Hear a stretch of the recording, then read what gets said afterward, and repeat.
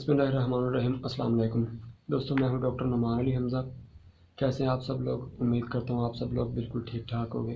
दोस्तों, क्या कभी आपने ये सुना है सर्दियों के दिनों में या फिर आजकल के दिनों में सुना होगा कि जानवर को, खास करके बकरियों या भेड़ों में ये मसला आ जाता है कि जानवर को नज़ला, खांसी, पेचस, मतलब डायरिया, या फिर जानवर के जो होंठ होते हैं वो उस पर ज़ख़म बनना शुरू हो जाते हैं। दोस्तों, ये एक ऐसा मर्ज़ है जिसकी वजह से हमारा जो लाइफ स्टॉक है, ख़ास करके बकरियां और भेड़ें, इनको बहुत ज़्यादा नुकसान हो रहा है। पीपीआर से क्या मुराद है, पीपीआर के इस बीमारी किस क्यों होती है, इसका इलाज, एहतियाती तदाबीर, आज की इस वीडियो में हम मुकम्मल तौर पर इसी पर बात करेंगे।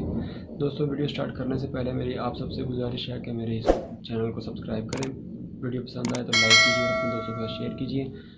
और अगर किसी बात की समझ ना आए या फिर किसी टॉपिक पर अगर आप वीडियो बनवाना चाहते हैं तो मुझे कमेंट कर सकते हैं, ईमेल कर सकते हैं, या फिर व्हाट्सएप नंबर पर एसएमएस कर सकते हैं।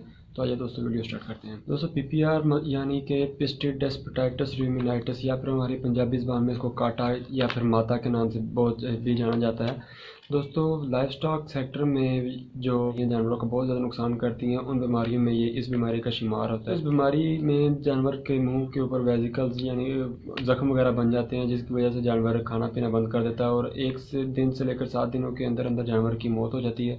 और इस बीमारी में जानवरों के मरने की शरह 35 से 40%, जबकि बीमारी के फैलने की शरह तकरीबन 80% तक है। और एक और बात, ये बीमारी मुतद्दी है, मतलब एक जानवर से दूसरे जानवर में डायरेक्ट कांटेक्ट के ज़रिए फैल सकती है। दोस्तों, ज़्यादातर तो ये सर्दियों के दिनों में आती है, लेकिन मैंने आज ही अपने जो सर्कल है, जो मेरे हॉस्पिटल के अंडर जो इलाका आता है, वहाँ पे मैंने ये देखी है, रिपोर्ट की है, तो मुझे लगा कि शायद आप सबको इसके बारे में आगाह कर देना बहुत ज़रूरी है। हो सकता है कि आपके इलाके में भी आ जाए तो आप इससे बच सकें।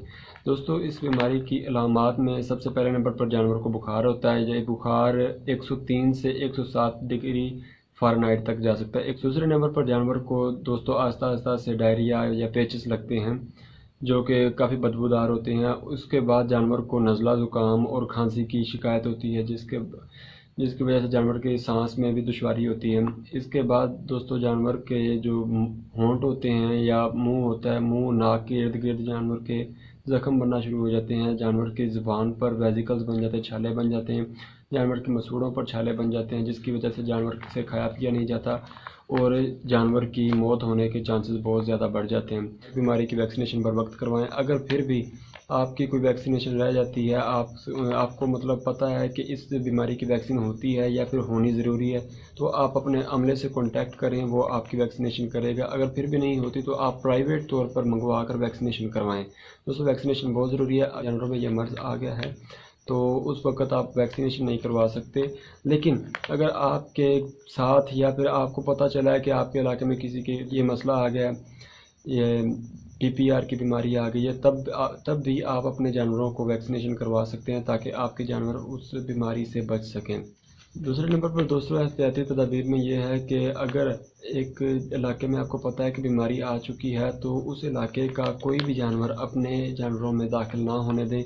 ख्वाह आप वो कोई जानवर ख़रीद कर ही अपने जानवरों में दाखिल करें, लेकिन कोशिश करें कि कोई भी नया जानवर अपने पुराने जानवरों में दाखिल ना करें। इसके लिए हमारी टर्मिनोलॉजी में एक असूल होता है, जिसको हम क्वारंटीन के प्रिंसिपल के नाम से जानते हैं।